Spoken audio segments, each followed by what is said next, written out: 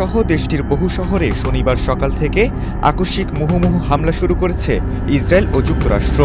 দেশ দুইটির যৌথ হামলায় ইরানের সর্বোচ্চ নেতা আয়াতুল্লাহ আলী খামেনি নিহত হয়েছেন।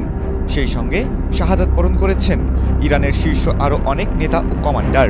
এমন পরিস্থিতির মধ্যে চাঞ্চল্যকর রিপোর্ট প্রকাশ করেছে প্রভাবশালী মার্কিন সংবাদ মাধ্যম দ্য ওয়াশিংটন পোস্ট এবং বার্তা সংস্থা রয়টার্স।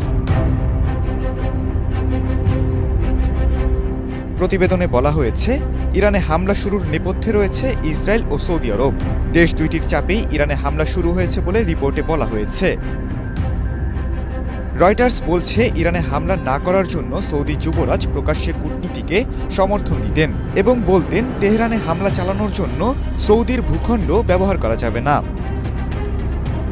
কিন্তু মার্কিন প্রেসিডেন্ট ডোনাল্ড ট্রাম্পের সাথে কথা বলার সময় ইরানে হামলা নিয়ে ভিন্ন কথা বলতেন সৌদি যুবরাজ। তিনি ট্রাম্পকে সতর্ক করতেন ইরানে